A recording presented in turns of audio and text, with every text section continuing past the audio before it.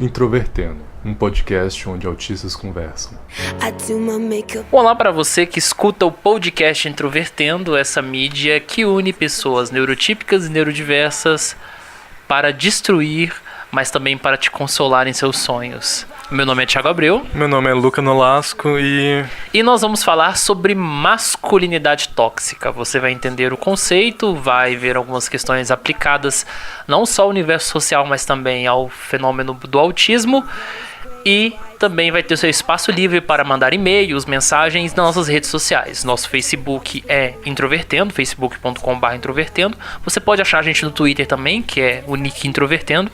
Pode achar a gente no Instagram pelo mesmo nick Introvertendo. E o nosso site é introvertendo.com.br. E é claro, ouvir a gente nas plataformas digitais. Você pode ouvir no Spotify, pode ouvir no site, no Cashbox, no iTunes, enfim, no aplicativo que você usa. Se você tiver qualquer crítica, opinião ou alguma coisa para comentar a gente sobre este episódio ou qualquer outro do Introvertendo, você envia uma mensagem para ouvinte@introvertendo.com.br. Se você não quer mandar uma mensagem especificamente sobre um episódio, e sim sobre um outro assunto que envolva o podcast ou os nossos membros, você envia uma mensagem para contato@introvertendo.com.br. E lá vamos nós.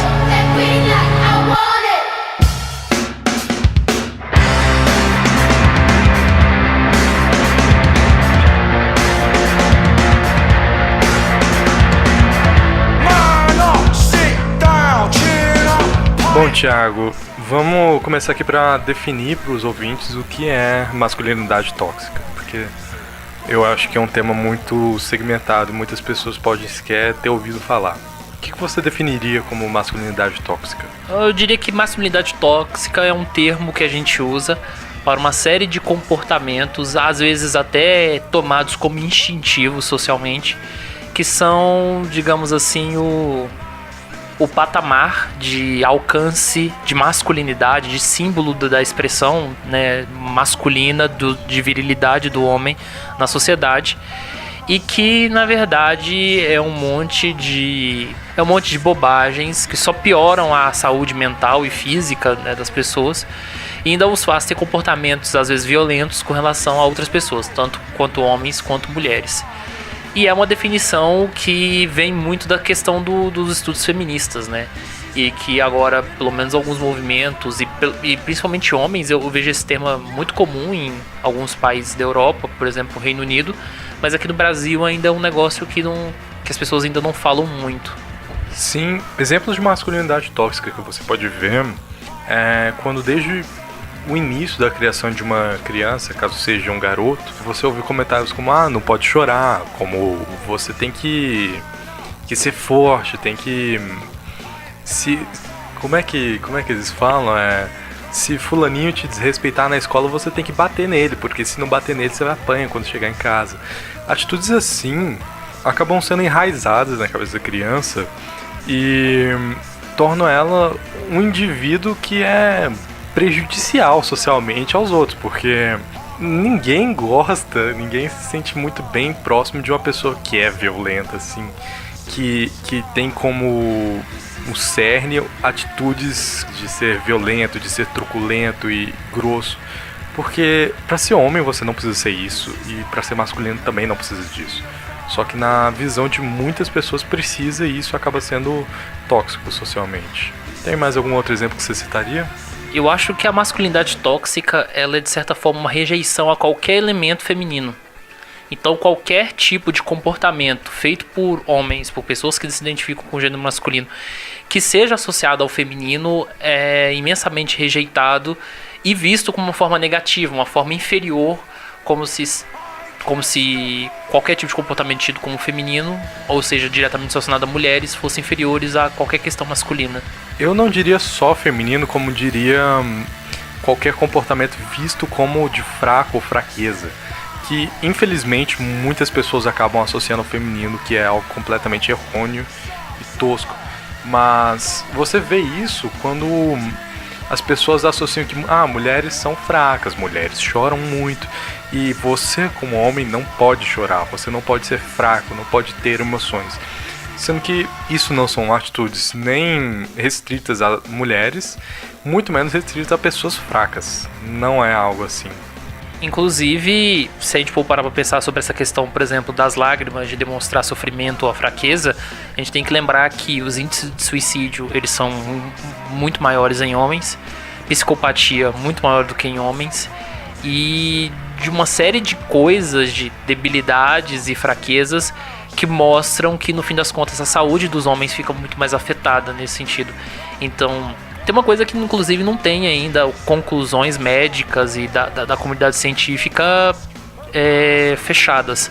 Mas alguns estudos mais recentes dos últimos tempos tem relacionado a questão do infarto fulminante em homens, que é muito mais comum do que em mulheres, como algo que pode ser associado desse tanto de acúmulo de questões, porque a masculinidade tóxica, ela afeta mulheres pelo seu universo de convivência, porque existe um padrão idealizado de homem a ser alcançado, e esse padrão idealizado, ele afeta diretamente a relação, né, que ele tem com as mulheres, como afeta também os próprios homens. Então os homens que não cumprem essas expectativas, eles se sentem destruídos e eles se sentem sobrecarregados por essas demandas. Eu vou falar assim, no meu universo social, eu não tenho tanta gente na minha vida social, mas existem poucas pessoas que eu conheço que eu já vejo que elas se sentem presas nesse padrão de masculinidade tóxica. Então, homens que sofrem, homens que têm problemas e guardam tudo pra si.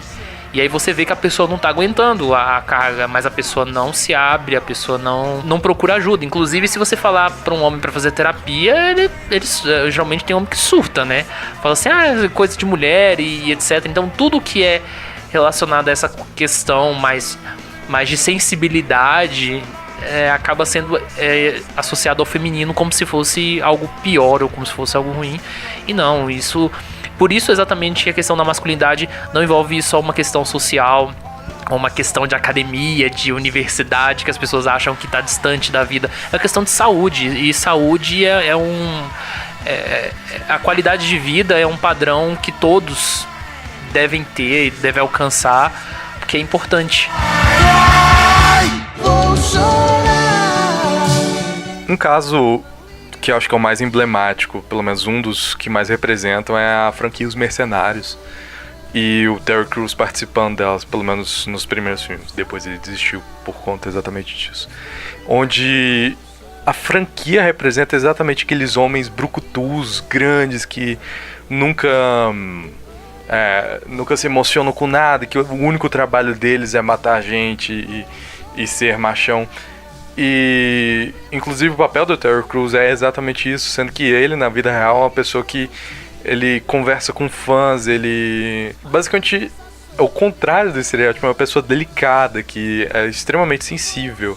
Ele admite as fraquezas dele, ele pinta, coisa que estranhamente muitos homens acham que é algo tosco. Enfim, ele faz pintura, é uma pessoa que aceita tanto suas falhas quanto lados de delicadeza, e é contrastante demais ele ser essa pessoa enquanto trabalhava no filme. Tanto é que, por conta disso e de que pessoas que estavam trabalhando no filme também são acusadas de abuso sexual, ele desistiu de participar de novos filmes dos Mercenários, porque ele não quer compactuar com isso, não quer ajudar essas pessoas a ter fama, então, ou pelo menos a manter a fama delas.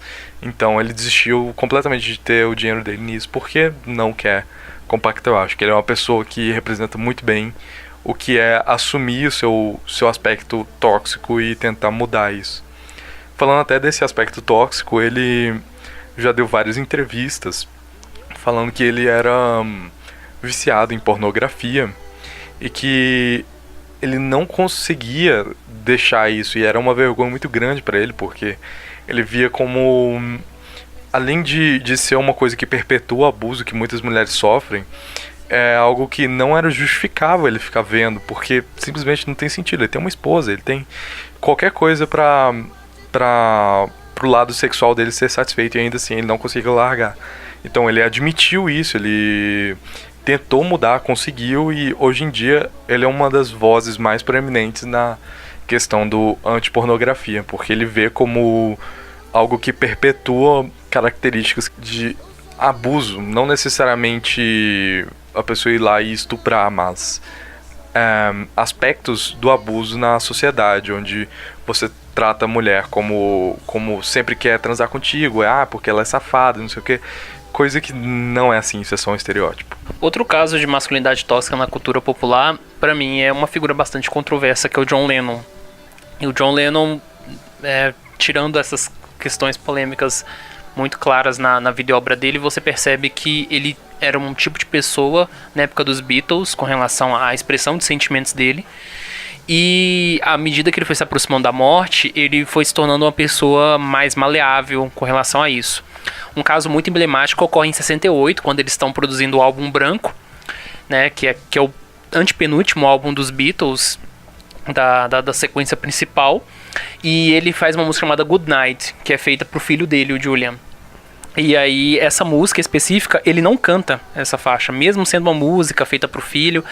Parece que ele não consegue encontrar, ele não consegue acessar essa delicadeza dele, esse sentimento, pra ter coragem de fazer isso. E quem ele passa pro Ringo. E o Ringo canta a música. Inclusive, eu acredito que por mais que a música tenha sido feita pro Julian, a voz do Ringo ficou muito boa pra música. E é um final muito interessante pra um álbum, né? Assim, é um negócio bem diferente. Considerando que o álbum tinha Helter Skelter, que é a música mais próxima do rock pauleiro que tem lá, e do nada vai pro Good Night, que é uma canção de ninar, acho que é bem interessante.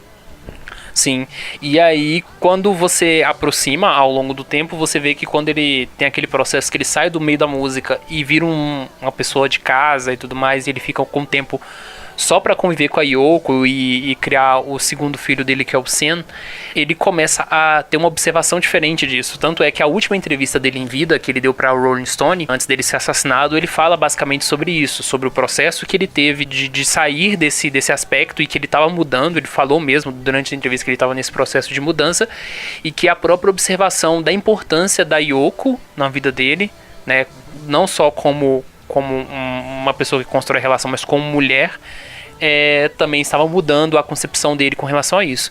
E eu acho que um dos exemplos é o caso da música Beautiful Boy, que está no álbum Double Fantasy, que ele, ao invés do que ele fez em Good Night, de se distanciar da obra dele, ele se aproximou e foi mais direto com relação a isso. Inclusive, tem uma certa jogada da língua aí, porque isso já traz um certo lado de delicadeza, que beautiful é um adjetivo usado para... Geralmente não é usado para garotos em inglês, porque ele remete a coisas delicadas e aquela beleza suntuosa que muitas vezes é associada à figura das mulheres. Então, Beautiful Boy já trata como algo muito mais suave, muito sutil. O Clube da Luta é um caso que chega até a ser irônico, porque a maioria dos fãs acabam entendendo um pouco errado, e eu vou ser babaca agora de falar, não, eu que entendi certo. Mas eu acredito que minha interpretação da obra seja algo próximo do que o autor teve a intenção. Porque o Chuck Palahniuk é um autor assumidamente gay, que ele sempre trata... Perdão o uso da palavra, mas ele sempre trata desgraças, mas tentando fazer uma crítica exatamente a isso. E nem sempre a crítica dele é muito bem interpretada. No caso do Clube da Luta, ela não foi. Porque o filme e o livro tratam de um cara que a vida dele era vista como muito ruim. Ele tinha insônia, ele trabalhava num emprego ruim, nada dele era bom. O único prazer que ele tinha era comprar coisas comprar coisas no equivalente do Walmart. Então, isso pra qualquer pessoa seria uma vida de merda. Pra tentar melhorar a vida dele, tornar algo mais emocionante, cria o Clube da Luta, que é onde basicamente homens de meia idade vão se esmurrar pra ter algum prazer, alguma sensação boa na vida. Isso toma proporções gigantescas e vira um grupo de terrorismo, desculpa o spoiler. Mas muitos dos fãs, eles tratam isso como, putz, eu vou criar o meu Clube da Luta, eu vou sair por aí batendo nos meus amigos. E não, o filme é exatamente criticando isso, porque você consegue ver que a vida dele só piora com o Clube da Luta, ele só tende a piorar também. E até a parte 2, que é um quadrinho, ele mostra que a vida dele nunca melhorou depois do Clube da Luta. Eu acho que Isso era exatamente o autor, ele criticando a masculinidade tóxica, onde você constantemente tem que provar que é machão, que tem que bater nos outros, não sei o que, sendo que se ele tomasse a vida que ele tinha antes, tentando repensar a vida dele, seria provavelmente muito melhor do que foi depois. E um fato curioso, o ator que faz o Kylo Ren, ele, quando era adolescente, montou um clube da luta com os amigos dele, era só isso. Outro caso, já fora desse aspecto da arte, é uma palestra do TED que ocorreu em 2017 de um ator dos Estados Unidos chamado Justin Baldoni. Ele é casado, ele costumou fazer vários filmes com personagens irrelevantes ou bombadões, saradões que andam sem camiseta. E ele falou que no momento ele cansou disso e aí nas redes sociais ele falava um pouco dessa questão da masculinidade tóxica, da sensibilidade, e ele percebeu que o público dele era só mulher. Que os homens não se interessavam em ver o que ele estava falando. E aí ele fez um experimento, ele começou a postar fotos de treino, coisas assim, teoricamente mais masculinas, e ele falou que os homens começaram a seguir ele. E toda vez que ele postava alguma coisa mais sensível, ou ele recebia enxurrada de críticas, ou só mulheres comentavam. E ele começou a pensar algumas coisas nesse sentido.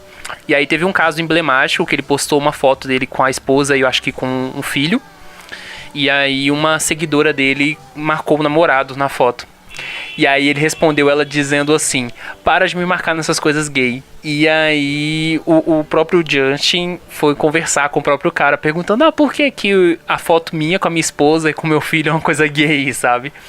E aí o cara mudou o posicionamento quando ele foi responder, que ele disse que era uma espécie de validação social que ele sentia que ele tinha que fazer um comentário desse ou classificar como gay, que a namorada dele sabe disso e que ela tá trabalhando isso com ele e tudo mais. E aí é uma história que ele vai desenvolvendo na palestra. Eu acho bastante interessante, porque eu acho que Hollywood é um espaço que estimula bastante, né, esse tipo de noção, assim, com a partir dos seus filmes, da própria cultura da indústria. É bem estimulante nesse sentido. Sim, isso até explorado pela Hollywood, porque, querendo ou não, se você fizer algo que o público vai consumir mais, você tem mais dinheiro. Então a Hollywood só vai ficar no meio de conforto dela, que é produzir coisas onde homens são brucutus e mulheres são hipersexualizadas, até para os homens consumirem isso, e aí eles ganham dinheiro. Hoje em dia está começando a mudar porque a percepção está começando a mudar, mas ainda no Brasil é algo onde é muito incipiente, e até a gente acredita que esse episódio é necessário porque a discussão sobre masculinidade tóxica não é abordada no Brasil. Muitas vezes ela é usada só como um termo técnico que acaba afastando as pessoas. Então acho que trazendo isso para coisas palpáveis talvez ajude a perceber que, além disso ser uma coisa muito presente, é uma coisa que provavelmente todos os ouvintes homens e até nós do podcast praticamos e devemos rever na nossa vida.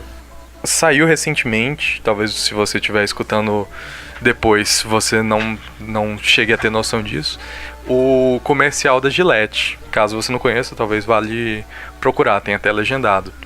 Onde a Gillette faz uma crítica tanto ao posicionamento dos homens de nunca validar a opinião das mulheres, de sempre achar que garotos brigando é atitude de garoto, eles sempre vão ser assim, sempre vão fazer isso, né? De homens perseguirem mulheres, de perseguirem homens que são delicados ou afeminados. E a Gillette foi, eu acho que inteligente até usar propagandas dela mesma como empresa, mostrando, olha, a gente também fez isso. Que eu acho que é a atitude mais necessária em qualquer meio que você está tentando conscientizar uma pessoa. Você tem que admitir que você já fez algo para a pessoa ver que é algo palpável, senão fica aquele negócio de a pessoa distante falando, não, só vocês fazem isso, eu nunca fiz isso. Não, todo mundo já fez isso. Muitas vezes ocorre de mulheres reproduzirem atitudes machistas, porque é uma coisa onde a sociedade inteira produz.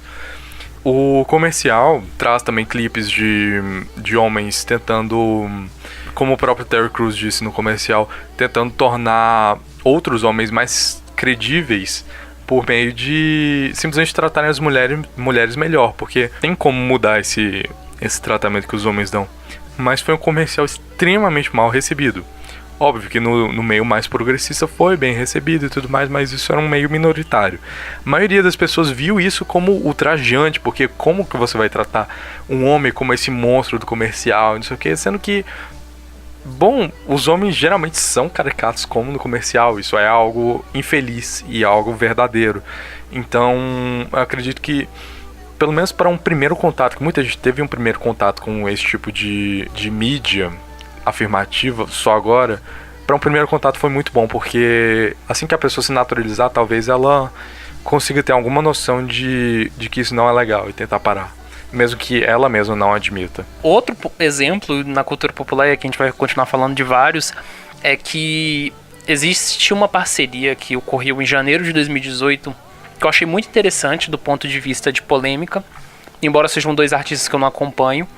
Aliás, é o caso de Lucas Luco e Pablo Vittar, que lançaram um single chamado Paraíso. Pra mim, o Lucas Luco, inclusive, é um dos artistas... Eu não vejo sinceridade na obra dele que ele produz, e isso não é porque ele faz sertanejo. Eu acho que o sertanejo dele não é sincero, como o de outros artistas. Não é sincero porque eu acho que as músicas dele estimulam essa ideia de masculinidade tóxica e é algo forçado nas músicas dele.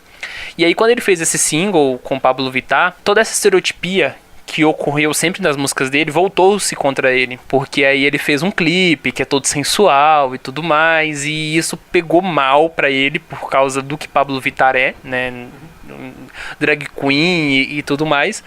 Mas eu achei muito engraçado como o sertanejo é esse espaço assim, que reproduz muito esse conceito masculino brasileiro, né, caipira e tal, isso ter sido um alvo assim, de tanta polêmica nessa canção Paraíso, que é uma canção normal, assim, mas que justamente por fugir desses estereótipos e por todo o contexto acabou causando muitos problemas. Tanto é que depois, e isso ainda em 2018, ele lançou um álbum ao vivo que ele ignorou praticamente o que ele tinha feito nesse início de ano, e é como se essa colaboração não tivesse existido depois, sabe? Então é um negócio assim muito interessante da forma como ele lidou com a própria situação, sabe? Fingindo que não existiu. Eu acredito que o meio sertanejo é, pelo menos em gênero musical, o que mais ocorre, esse tipo de postura. E isso é plenamente visível em qualquer cantor sertanejo de sucesso. Eu não sei dizer exatamente o nome de cada um, mas infelizmente acaba sendo um pouco genérico pra mim que não conheço. Mas as músicas tendem a se tratar sobre a mesma coisa. Ou sobre eu tenho muito dinheiro, eu vou gastar tudo em carro, em mulheres, não sei o que. Ou as mulheres estão vindo atrás de mim, ou eu estou correndo atrás das mulheres em festas. Isso acaba sendo só algo vazio, que não traz nada. Eu acredito que as posturas sexistas são muito revigoradas com esse tipo de música. Se não revigoradas, pelo menos mantidas.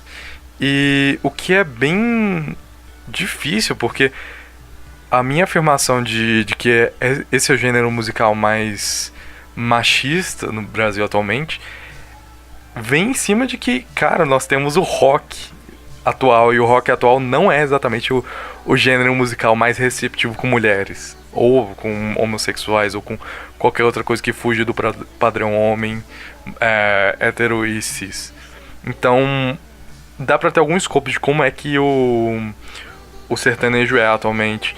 E o que contrasta muito até com o gênero do brega, que eu acho que foge um pouco dessa questão de que o homem tem que ser malhadão, gostoso, geralmente só branco. Não é comum ver algum cantor sertanejo negro, geralmente não tem. Então o brega foge disso, o cara não é necessariamente malhado, não é necessariamente branco. Ele não fala só sobre mulher, ele geralmente fala sobre o sofrimento, sobre a angústia que ele tem, sobre fragilidades dele. Então, mesmo que o próprio compositor ou cantor seja muitas vezes machista, o gênero brega, ele traz pelo menos um ponto que distorce a masculinidade tóxica, que é tratar sobre os seus lados frágeis. O que às vezes é sobre a traição que você sente no relacionamento, ou é sobre a tristeza que é quando você termina. E o Pablo da Rocha simboliza muito bem essa pessoa que ele não é malhado, pelo menos não excessivamente, como é o Gustavo Lima. Ele não é branco, ele não se importa em falar das tristezas dele. Ele fala exatamente que o homem chora e trata até de ironizar isso, falando que o refrão da música dele é Homem Não Chora, e o resto da música inteira é ele chorando. Então é bem interessante. Inclusive, uma coisa que nós comentamos fora do episódio é que tem o universo do feminejo, e ele é um pouco diferente dessa lógica de eu vou comprar um carro pra pegar mulher, eu vou pra festa pra pegar mulher, eu vou pra universidade pra pegar mulher, eu vou respirar pra pegar mulher, né? E o muito interessante essa questão que você fala do brega, porque o brega, ele nasce com essa ideia de fazer uma sátira de si mesmo. O Reginaldo Rossi, ele canta: hoje é o dia do corno, foi bom te encontrar, né? Você tem um caso do Amado Batista que ele não gosta de se rotular como brega, porque a música dele também, de certa forma, um pouco que foge, às vezes, em alguns aspectos. Mas ele também tem esse aspecto da autodepreciação. Você tem o Pablo, você tem tanto artistas antigos como novos, eles mostram a fragilidade do homem. E o sertanejo antigo, romântico, ele tinha um pouco dessa vibe. Se você pegar as músicas do Barrerito nos anos 80, Morto por Dentro, né, ele tinha também uma questão um pouco diferente dos artistas sertanejos, porque ele virou paraplégico, e isso teve implicações na vida pessoal dele, pessoas se afastaram, né, e tudo isso inspirava ele nas músicas.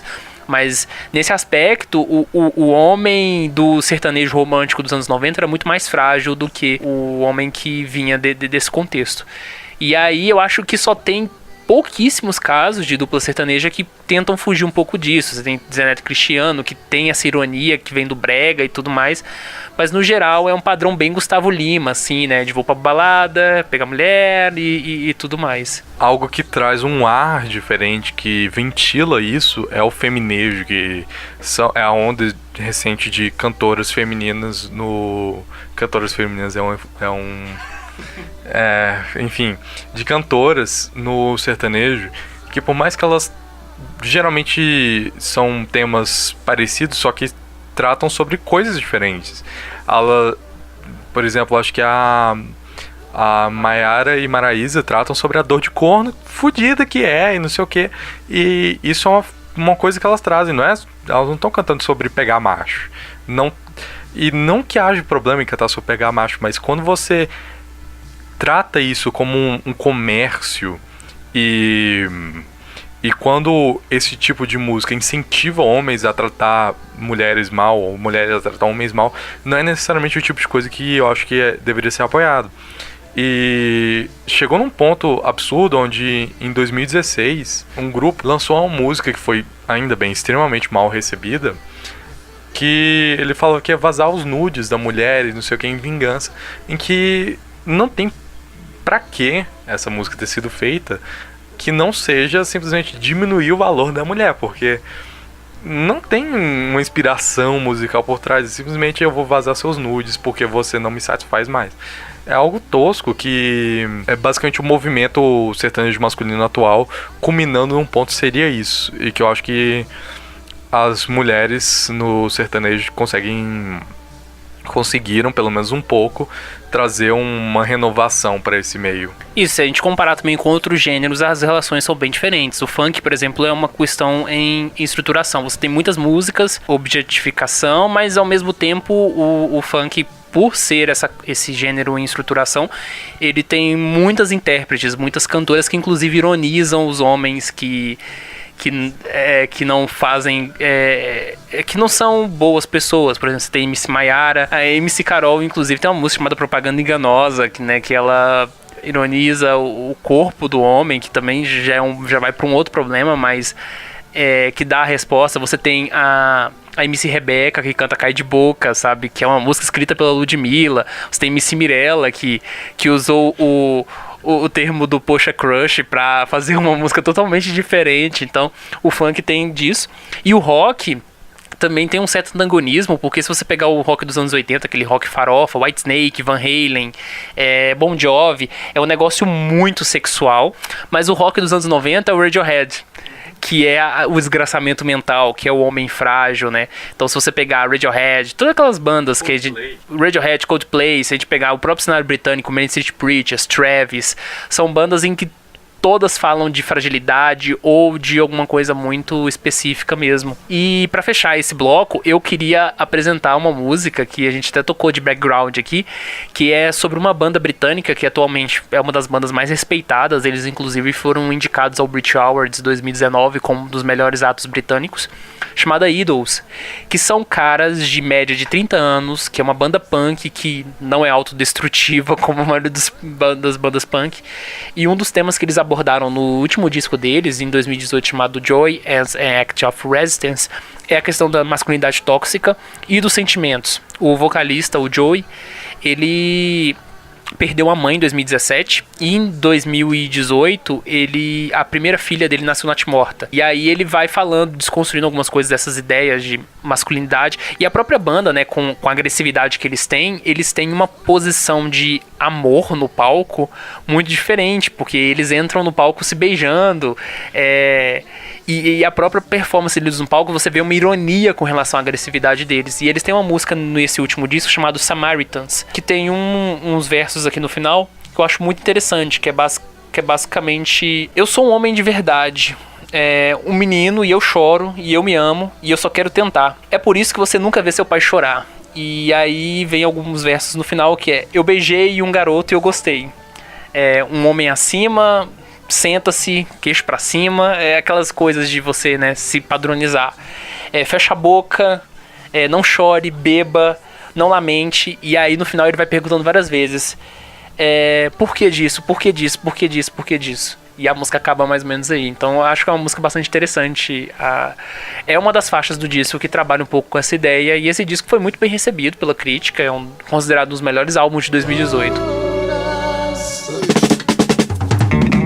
E eu acho que a razão principal de nós termos feito esse episódio é porque no mundo autista, como a maioria dos diagnósticos acontece com homens, ocorre muito de você procurar um grupo com o qual você se identifica. No caso, são outros autistas, que novamente são muito mais homens do que mulheres. Então acaba que ocorre muito de ficar regurgitando aquelas piadas antigas e machistas que são extremamente tóxicas para qualquer pessoa nova, não necessariamente sendo mulher, mas qualquer pessoa que não está iniciada ali acaba achando extremamente desconfortável, de mau gosto. E isso é perceptível no fórum, por exemplo, 4chan, que não tem necessariamente muitos autistas, mas ocorre um fenômeno parecido, que quando as pessoas são excluídas socialmente, o que no caso do autismo ocorre muito, elas buscam pessoas com qual se identificam e muitas vezes repetem o mesmo processo de exclusão que sofreram, só que no caso com uma pessoa que eles veem como mais frágil ou como mais suscetível à exclusão e ao preconceito. No caso são as mulheres, ou são gays, ou são transexuais, mas ocorre muito isso e é bem desconfortável de ver isso em qualquer meio. Qualquer grupo de autistas tem muito disso. Isso é algo que eu tenho repetido muito nos últimos episódios. Eu falei isso no episódio 34, agora estamos falando de novo, que é sobre a questão do comportamento social, que eu acho que também não envolve só autistas, mas envolve os profissionais médicos. Os critérios, os padrões, né, de diagnóstico de autismo, historicamente, à medida que alguns estudos estão saindo, eles são muito voltados para homens. E eu recebo, às vezes, alguns relatos em e-mails de mulheres falando: olha, eu tive muita dificuldade para conseguir meu diagnóstico, e toda vez que eu me consultava com o médico falava: você não parece autista, seu comportamento não se encaixa e tudo mais. Então toda forma que a gente vê o autismo é uma perspectiva, pelo menos isso na minha leitura pessoal, muito masculina, sabe? E eu acho que isso atrapalha não só os homens, porque geralmente quando uma mulher ela tá dentro do espectro autista, as pessoas olham: ela é tímida e tudo bem. Quando é homem, aí recai o peso: é homossexual, é isso, é aquilo. Então eu acho que esses aspectos, até desses critérios de diagnóstico do autismo, afetam tanto homens quanto mulheres. As mulheres pela dificuldade de conseguir o diagnóstico, e os homens por serem muito julgados nesse aspecto. Mas, por outro lado, muitas vezes quem obtém o diagnóstico também possui uma certa validação das suas estereotipias. Então, muitas vezes, autistas não conscientes muito dos seus erros sociais cometem atos, né, errôneos, que acontecem por causa, muitas vezes, de um comportamento mesmo intencional ou não intencional. E aí é um pouco perigoso, né, para para todos os casos. Inclusive, eu estava frequentando um grupo há uns meses, e aí eu vi um post de uma pessoa falando sobre isso, assim, o tanto que essa pessoa agiu de forma tóxica com as outras sem perceber. E isso só foi sendo aprimorado a partir do momento que a pessoa exercitou uma certa autocrítica, começou a ler, que começou a refletir sobre essas coisas, porque a gente não aprende isso naturalmente, de certa forma, né? A gente aprende sem ler e tudo mais. Muitas vezes ocorre que o diagnóstico de autismo valida e justifica muitas coisas que não deveriam ser justificadas. Porque, por mais que muitas vezes me falte alguma noção de como agir socialmente, inaceitável que eu tenha posturas de misoginia, que, pra quem não sabe, é tratar as mulheres mal ou tratar mal porque são mulheres, sabe? Sendo tratar mal de qualquer maneira que for. Então eu acho que não valida de maneira alguma ter o diagnóstico e fazer isso. Acaba sendo muito rude da minha parte simplesmente falar isso numa distância de o que você tá fazendo é errado, não faça isso. Porque isso não vai estimular ninguém a deixar de fazer hora nenhuma. Então eu acredito que pelo menos o contato que a pessoa tem de saber que não é legal ajuda ela a não fazer de novo, porque eu repetia diversas posturas extremamente machistas que me prejudicavam e prejudicavam mulheres perto de mim, e só fui conseguir contornar isso e repensar minhas atitudes quando eu tive contato com mais mulheres e quando eu tive contato com pessoas falando que isso não eram atitudes saudáveis para ninguém. Então acho que o contato, tanto com mulheres quanto com leituras ou até saber mais sobre como que isso pode prejudicar, pode ajudar qualquer um a não repetir mais essas posturas. Então eu acredito que até esse programa ou a propaganda do Gillette possam ajudar muito a esse tipo de comportamento não se perpetuar.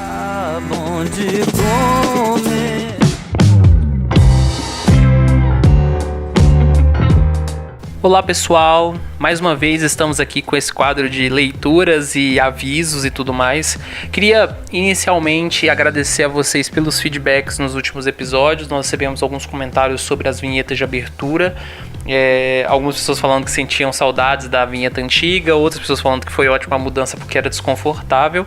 Então é muito bom ter esses comentários para a gente mensurar pelo menos um aspecto proporcional de como era a recepção, né, dessas nuances do episódio. Nós recebemos também alguns comentários sobre volume de áudio das músicas no fundo, e isso é importante eu dizer, que do episódio 33 até o episódio 36, que foi o anterior, né, sobre a Typical, eu tive um certo problema na edição em que eu precisei dar uma compensada nas vozes, e ao mesmo tempo que eu compensei as vozes, o instrumental no fundo, que já estava associado na edição, a edição já estava pronta, ele acabou subindo junto, e isso acabou provando um problema. Eu acho que a partir desse episódio, agora o 37, tá tendo um equilíbrio muito maior de background com as falas, e eu acho que vai melhorar, então qualquer coisa vocês falem. No episódio de Atypical eu não trouxe comentários, e porque as coisas têm sido um pouco corridas ultimamente, então no Introvertendo a gente está trabalhando de uma forma a não pesar tanto uma série de questões. E aí nós recebemos um comentário no episódio de bissexualidade muito interessante, que vem da Diana Alopex. Disse o seguinte: acabei de ouvir até o final, bom podcast. Minha experiência foi parecida com a do Luca, né, que ela citou o Luca, que é o sujeito central, né, do episódio de bissexualidade. Ela disse o seguinte: desde o começo tinha atração homoafetiva, mas reprimi até a adolescência, quando com 17 ou 18 anos entendi melhor e me descobri bissexual. Já ouvi todas essas questões sobre aceitar ou não homenagem, qual a porcentagem para cada lado, tendência de trair e etc, né, que são os mitos que a gente falou sobre bissexualidade, e como foi dito, é muito chato. Apesar de ter tido relacionamentos mais longos apenas com homens, isso não muda a atração que eu sinto inconscientemente. Vocês são os queridos, sempre espero ansiosa pelo próximo podcast. Grande abraço. Eu queria agradecer muito a Diana, inclusive ela fez várias perguntas no nosso post de perguntas e respostas, que a gente vai gravar um vídeo no YouTube sobre isso, então se você quiser perguntar pra gente, qualquer coisa sobre qualquer assunto, vai lá no nosso Instagram, acesse a postagem que tem uma imagem escrita "Pergunte a nós", faça sua pergunta que eu e o Luca nós vamos gravar ainda um vídeo respondendo perguntas que vai sair no nosso canal no YouTube. Então corra, vai lá antes que a gente grave o vídeo, antes de você mandar pergunta. Outra questão aqui sobre o comentário dela é que a gente fica muito feliz quando as pessoas se identificam com os nossos episódios, porque às vezes a gente fala de temas que são muito pouco frequentes em termos de autismo. Eu nunca, inclusive, quando se fala de sexualidade, é meio que um tabu gigantesco, né, quando se trata de autismo. E a retratação que se faz de autistas, muito pelo que eu já li, são de autistas, como eu disse em outro episódio, ou que são assexuais. Inclusive, na nossa equipe do Introvertendo não tem uma pessoa assexual. E a gente tá com uma certa dificuldade de achar uma pessoa que seja assexual pro nosso episódio de assexualidade. Inclusive, se você é uma pessoa dentro do espectro autista e é diagnosticada, né, é importante ter o diagnóstico, e é convictamente assexual, você entra em contato com a gente se você quiser falar, porque vai ser muito interessante. A gente tá procurando pessoas e tá muito difícil achar autistas assexuais para falar de suas experiências e que não se sintam desconfortáveis em falar. Então, sempre tem esses mitos de que autistas são assexuais ou que eles não têm sexualidade, né? Que é uma coisa muito ampla quando se fala de deficiência. As pessoas têm esse imaginário, ou que autistas no geral sejam heterossexuais, porque a leitura que faz de autismo é muito masculina, né? Que sejam heterossexuais, que não sejam muito habilidosos em flertar com o sexo oposto. Então, a gente, pelo menos eu particularmente, com todos esses anos que eu convivo em comunidades de autismo na internet e fazendo agora o Introvertendo com o pessoal, conhecendo pessoas pessoalmente, eu percebo que a sexualidade entre autistas, ela é muito semelhante à das pessoas neurotípicas em geral. Então você encontra pessoas de todos os tipos de orientação sexual e de todos os tipos de condições de gênero, o que é interessante nós falarmos aqui. Então eu fico muito feliz com esse tipo de comentário.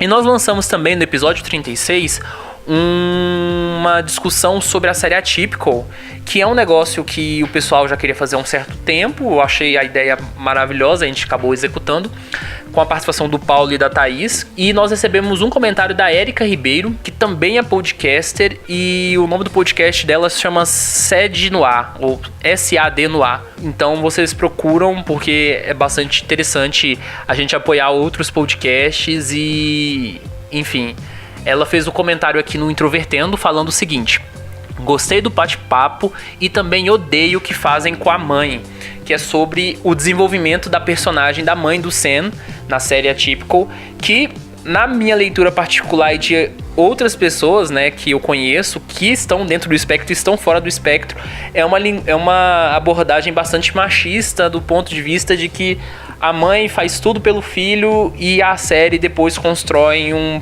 uma história para ela sair quase como uma vilã da série, e ficou bastante forçado.